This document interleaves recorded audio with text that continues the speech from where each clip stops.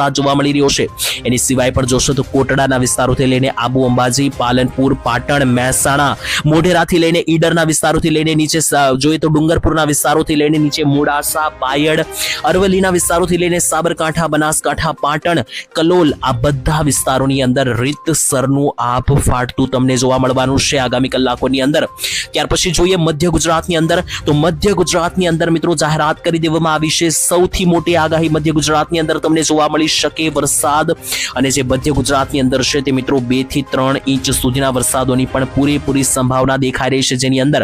એક પછી એક બધા જિલ્લાઓ વિશે જોઈ લ્યો તો અહીંયા